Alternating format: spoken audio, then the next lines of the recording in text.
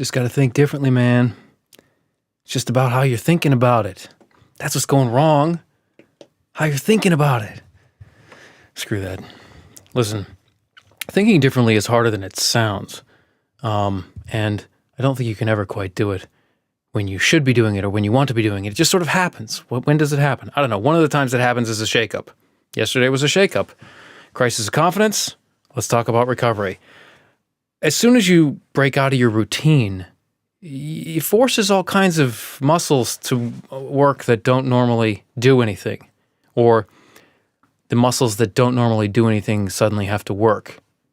For example, it wasn't really my mistake, but I just accidentally went live when I was trying to test the live stream. So it sent out this thing and blah, blah, blah. The muscle memory is very good, but it's also, when you become dependent on it, the consequences can be bad, or they can be good. Why can they be good? Well, listen, after much thinking and much wrestling with the problems that I mentioned in Ma104, the crisis of confidence, first things first, I started to feel better. I mean, not like a lot better. I just felt not so punched in the gut and folded over, right? Time just naturally does that. It just, put things in perspective. And also, if you notice that like the thing that you thought was going to be the solution didn't help, you stopped doing the thing that didn't help, that in itself, that thing that compounded and made things worse, take that away, things got better. It's all relative, right? Like you fall down a hill and then you land on a nail. Getting yourself up off of the nail feels like, man, I'm not doing too bad, huh? This is kind of nice not having a nail stuck in me. That's kind of a gruesome example. You take my point. Okay, so I started feeling better relatively. Then I, asked the tough question that I always ask, like, am I headed in the right direction? Am I doing the right thing? Is the path correct? Is the track on track? I always feel like, yes. I never feel like, look what I've done. Because I don't follow my brain. I follow my brain stem. I go where I feel like I should go. So if I ever ask myself, does this feel right? The answer is always yes. And then if it isn't, I immediately stop. So the track still feels right. From Retraice, along with margin, to Code Outsider, and everything that pieces those things together, every segment, it all feels right. Perfect? Flawless? No, of course not. Just right, like the right direction. I'm headed in the right direction. Okay. Building machines keeps coming up. To learn what I need to learn and to be able to, more importantly, to be able to explain coherently and well what I need to be able to explain coherently and well on Code Outsider and really for Retraice as well. I need to understand computers better than most people. I understand them kind of now, but not well enough for my own standards and tastes. And I've been avoiding building a computer for a long time because it's a lot of work.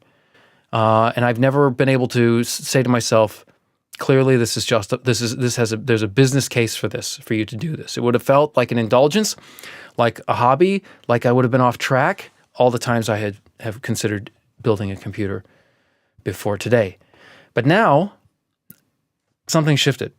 And my better half and my key advisor and my president of the company and largest shareholder agrees with this sentiment. Building machines building a computer is starting to feel like the right thing to do. It lines up with how I feel. It also lines up with customers. How, might you ask? Well, listen, if you're having trouble in the information economy, if you're having trouble up against the attention deficit economy, it starts to be really noticeable how people who sell objects don't have that problem, or at least they don't have nearly as much of a lift, of an uphill battle to make the sale, to close. People don't even know what's valuable anymore. The most valuable things in the world to me are like free or near free. And lots of things that I don't value much at all, just within the information economy, cost a lot of money. It's crazy. Books are dirt cheap. Almost all books are dirt cheap. Podcasts are free, and I can skip the ads, so they really are free for me. But then like Hulu is $80 a month, 85. I mean, this is just in the information economy. Spotify is dirt cheap. It costs like one album a month price, like $15 a month. And I think we do like the whole family for that. What am I talking about? And anyway, you get like all the music you could ever want. I mean, I'm sure there's something missing, but I haven't found it. So nobody knows what things cost, but then you put a car in front of somebody, like they know it's 10 to 100,000. That's it. Even, you put a computer in front of them, it's 300 to 3,000 for a laptop. Physical objects it's more clear what they're worth to us. Okay, information, not at all. So get out of the information economy. Well, look, that's easier said than done. I mean, we've done a lot of talking and thinking about manufacturing, or just prototyping. It's a much more capital intensive undertaking than podcasting. Although podcasting has its capital, or needs its capital. Anyway, the muscles are working on this, building a computer. And if you build it, you might as well build it so you can sell it. And if you build it so you can sell it, you might as well build it so you can mass produce it. All easier said than done. But it also makes sense, and I'm going too much into my business plan here, but plan is too strong a word. But maybe we don't need to mass produce it and sell it. Maybe we just need to build it, and then it'll give us the edge. What edge? You need an edge. Listen, in the information economy, people who do well at what I'm doing right now, podcasting, they've always done something before. I haven't done anything before. There's nothing to break me through the attention deficit barrier, membrane, glass ceiling, whatever you want to call it. And maybe building machines is going to be the thing. I sure hope it is, because I feel like it is.